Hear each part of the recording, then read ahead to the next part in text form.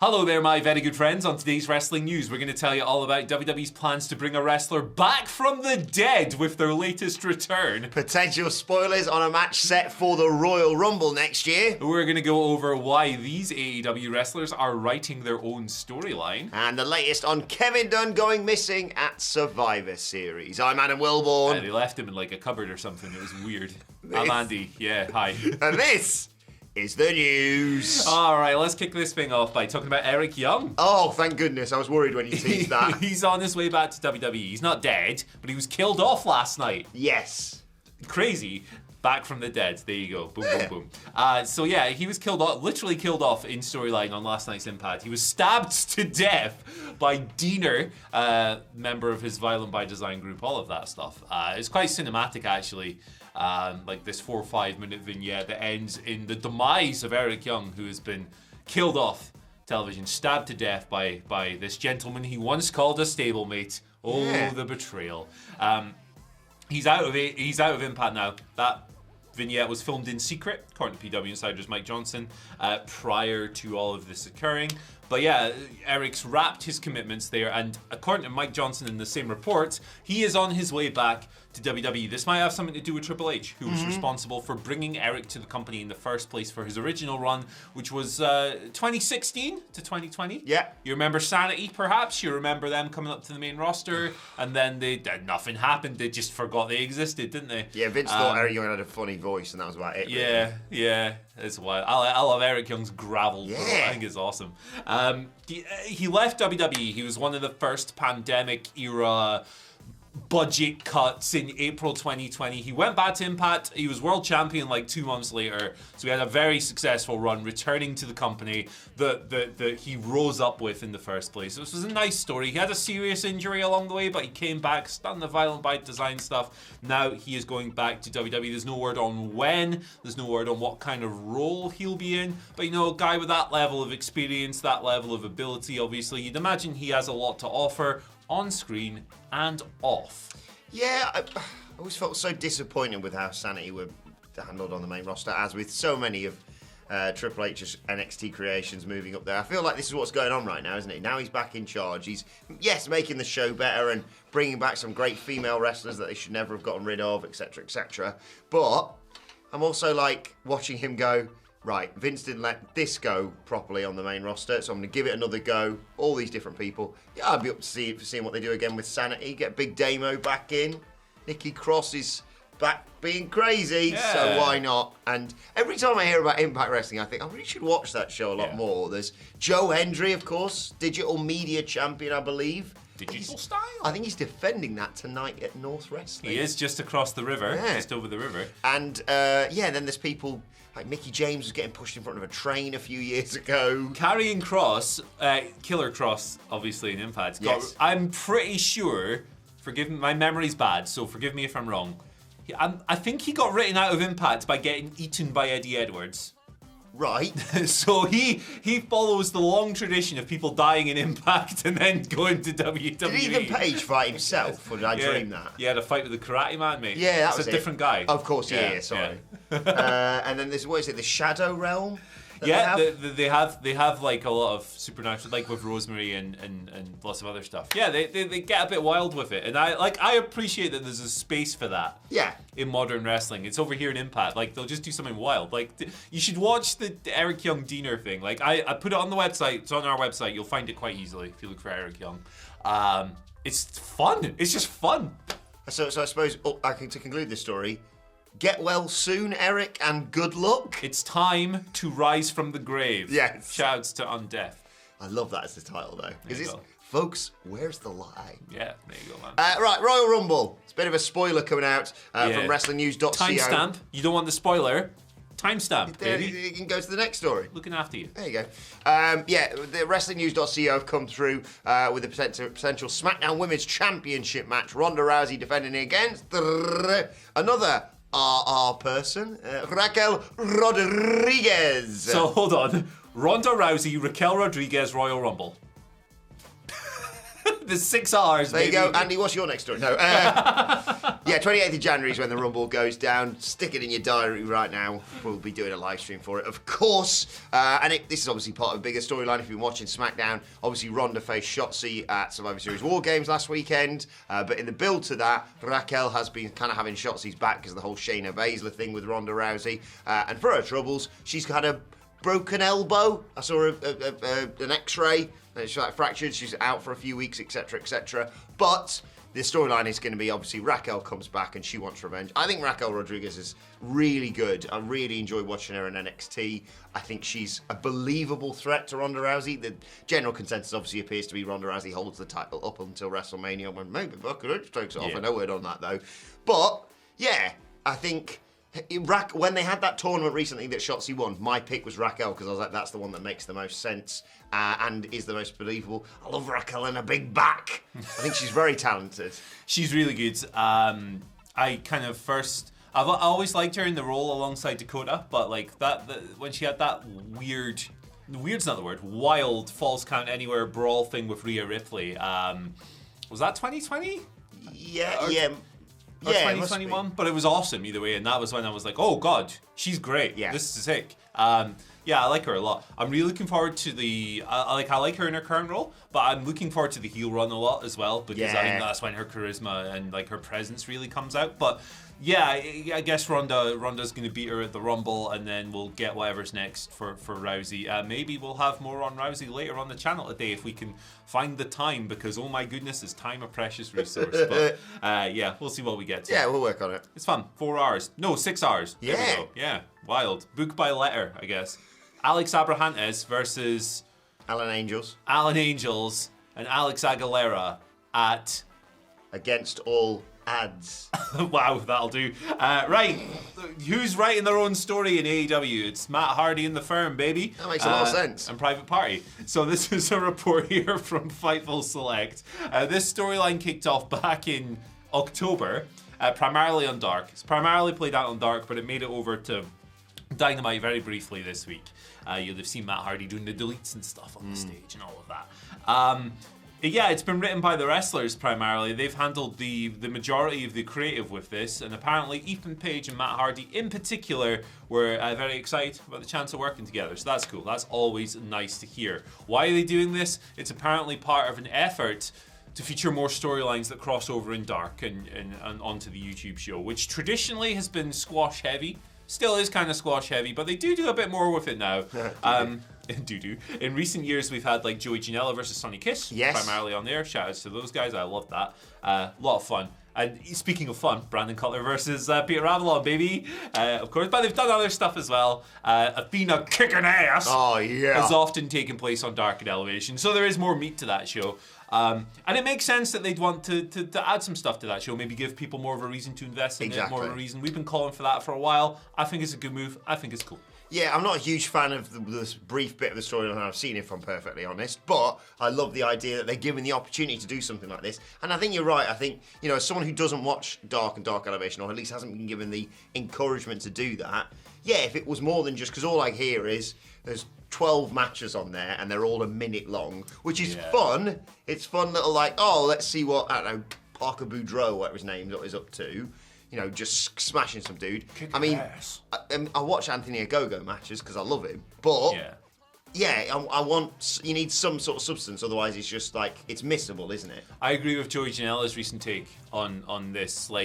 Squashes are useful in certain circumstances, but you can have a few action fights along the way as well, man. You can use it to that's going to be more useful for wrestlers in the development a lot of the time. So yeah, more of a balance is welcome for me. Yes. Right, let's talk a little bit about Kevin Dunn. He wasn't at Survivor Series War Games 2022, but that is not based on rumours that he is gone from WWE. That is not the case. Fightful Select have been reporting on this quite a lot because obviously speculation has been rife around Kevin Dunn from arguably the moment Vince McMahon was removed and the new regime took over. It's every day, man. Nick Khan, Steph, obviously Trips taking over. People were saying, well, where does Kevin Dunn fit in here? And, we're going to have a change in production, blah, blah, blah. But PW Insider shot down talks that he was gone in September from WWE, calling the rumors 100,000% incorrect. Yeah. So that's fairly definitive. Yeah. So we're not really going to speculate. Maybe it's personal reasons. Maybe he just forgot. Maybe he took I a don't know. holiday. Yeah, maybe exactly. He took a holiday. Maybe he had a doctor's appointment. Who knows? Maybe he, had to let his cat back in or something. I don't. What was it John Moxley called him in his book? A little rat. Can we say? I don't know. A little rat. See you next Tuesday. Yes, or something along that those was- lines. yeah. He's got way more words, John Moxley. Yeah, Kevin Dunn for years has been like. People have speculated for years that Kevin Dunn doesn't have the best relationship with Triple H and Stephanie. So when that changeover happened and knowing that he was a Vince McMahon guy to the core, it was kind of like, oh, well, he must be gone then. But yeah, seems like there's no plans. So. Yeah, I think it's for me, it's the case probably for Triple H, as we'll see going forward more and more. I can't remember how many months exactly he's been in charge now. Probably like 4. Yeah, 4 or 5, something like that. Something like that. It's the don't throw the baby out with the bathwater rule. You shouldn't come in and just go, right, sack everyone and we'll just start again. Yeah. He's presumably assessing what people's roles are, blah blah blah, and for some reason giving jobs to Road Dogg. Right, let's move on to your wacky questions, often taken from Twitter at WhatCulture WWE, but today taken from our community page. The flatty, he navigated over to the community and looked for some questions. And dare I say this? But is the community getting better than Twitter pitching us Oh, questions? you're going to have to brawl for that one, Twitter. What are you going to do? Thought, what are you going to do, up brother? your game, Twitter. Yeah. At WhatCulture WWE, WhatCulture Wrestling on YouTube. Of course, if you want to join our community page, subscribe, and every now and again, me and Andy will shove stuff in there saying, send us your questions. Yeah, we should do more on there, man. And when we do some like Q&A podcasts like I did yesterday, we will do pitches for questions. Slightly more serious questions on there. But thank you to everyone. Doesn't have to be. Well, exactly. Thank you to everyone who submitted them. Some really good ones today. Fuzzler Bear starts us off. Wow. saying, Fuzzler. which sad love song would you recommend for Excalibur to listen to after his apparent breakup with Regal? Oh, man, it's Goodbye, my lover. Oh. Goodbye, my friend. How'd you rate my James Blunt? Up there. You have been the world. You have been a while for me. That's a lot better. Did I disappoint you? He's better at Twitter than songs. Man. He is. He's a lot think better he'd at admit Twitter. that. Yeah, he would. He's good at songs for a very specific audience, and he knows it. Yeah, absolutely.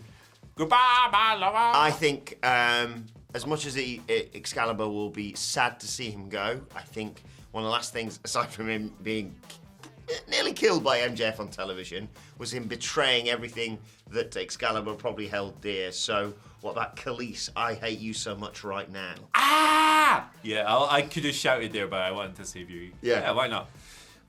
Count Becky or Betchy, Bechy. Betchy? Let's go Betchy. Count Betchy, right. Oh, greetings from Canada, eh? What? What was that accent? I can't do Canadian. Can you do Canadian? Greetings from Canada, eh? Greetings from Canada, eh? What's all that about? Sorry. That's really cheap. Jesus, Fenton. Four-man. You think it's going to go one way, this, and you're like, this is a wrestling question. Not quite.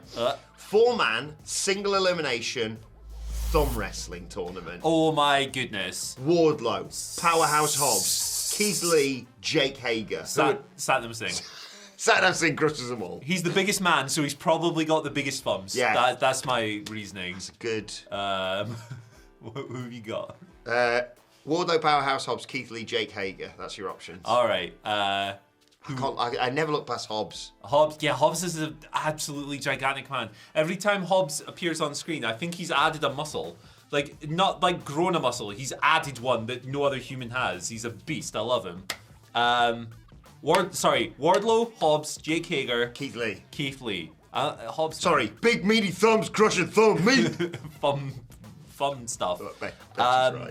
Hobbs. I think Jake Hager would be eliminated. In character, this is, by the way. Someone knock his hat off. The hat, or, when you start a thumb war and you go like that. Yeah. He's so thick, he'd probably just go. In character. Orange Cassidy would win because I tell you what, when that I bet he's got a lot of strength in that muscle, yeah. When that gets locked in there, man, you're not messing with it. Satnam Singh, you're right. It just Satnam Singh's got gigantic Probably everything, because he's huge. I bet Ricky Starks has even got sexy thumbs, hasn't he? probably does. Sorry to thirst over it. I bet he puts makeup on them and mate, it makes them look even cooler. Oh, Ricky Starks. What an absolute piece! Pun What intended. What a man. Final question today comes from Bob. 5 Bobs, yeah. Quad Bob. Oh, no, wait. Quad's 4. What's 5? Quintuple Bob. Quint Bobble. Bobble. Right. Shut up, Andy. This is a tough one, this. I'm sorry to spring this on you. All It's right. the final question of the week. I love it. Which is better? A horse that can talk or 86 Snicker bars made of Jell-O? What? Trade offer. I'm going to say a horse that can talk because Snickers, good. I like Snickers. Jell-O, garbage. Oh. Jell-O is... I'm sorry, mate. Jell-O is a terrible, awful foodstuff. The only thing worse than Jell-O is sweet potatoes. Wow. Come at me, healthy people. I didn't realise you felt so passionate about this. That's my... Yeah. I'm a Jell-O guy, but, no offence, but I could go and... Not to flex, but I could go and buy 86 pots of Jell-O, right? And that'd probably be cheaper than buying and training a horse to talk. Yeah. Imagine oh, sorry guys, Andy couldn't make it in today, but don't worry, it's me and Steve the horse doing your wrestling news today. I had a really mean joke just popped into my head regarding one of our news stories. You can connect the dots there. And finally, Kevin. And finally, I've got bad teeth as well. It's fine. Don't worry. the photo that you may have seen behind us was from myself and Andy Murray in the pub last night, celebrating the fact that it's coming home. Well, it was probably not coming home. Let's be honest. We're going to get knocked out by France in the quarterfinals, or Senegal at the weekend. I'm really worried that it is coming home. But all the good teams are losing, man. But we had a very good time, didn't we? We watched it with some Japanese guys, and they obviously advanced, beating Spain and Germany. Those guys kicked ass. As soon as they won, they just started walking around the room high-fiving everyone. Top guys. So sick. Belgium are out, of course, as well. Yeah, they're bad. Commiserations, Romelu Lukaku. I don't know why he'd be... I'm sorry, I'm just not feeling great. I need to watch the WhatCulture wrestling news to cheer myself up this morning. Pen Kaku. Finished? Is that what they say on the internet? Yeah, no, when we went for a meal last night and after Andy and I had cleaned our plates, we put a hand in the air and said P&L Pessi. so that the wait would know we're finished. Anyway, and finally today, it's just this image posted by Shinsuke Nakamura. Okay. Of Imperium. What? I'm really sorry. I know people are like, oh, well, when was your last World Cup win? We don't. 1966. Well, actually, technically, when the Euros last. That's wild, because Walter's Austrian. I know, yeah. But I love Ludwig Kaiser, but that's a great face. He's got the Germany top on, to be fair. That's awesome. Look at Giovanni Vinci's pissing himself. Giovanni Vinci, we didn't go to the World Cup, so I don't care. Yeah, I don't give a damn. But yeah, apologies to our German viewers, but it's very rare that we stay in the tournament longer than Germany, so we've got to celebrate the little wins, I suppose. Like Germany. I like the country. I like the people. I like love the the food. country, I love the people. Football team, not so much. It's sad, man. It's sad. Why can't we all just get along? Hey, guys, you can like both countries. Yeah, you can like both types of football. WWE and AEW. Yeah, I think we were talking yesterday, weren't we? As bad as the discourse is online between AEW and WWE fans, I think the football discourse might be worse. There's good banter in there, and also that ball didn't go out of play for the second Japanese goal. Do you think, though, despite the trials and tribulations of the German team, that people should really respect what they do? Because I do. Hey, Germany national team. I acknowledge you.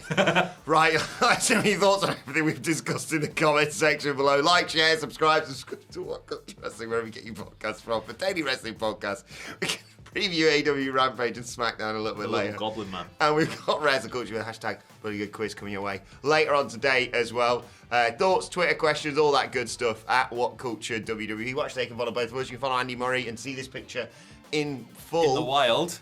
At Andy H. Murray. The H stands for Happy Friday. Have a nice weekend. Yes. Very creative.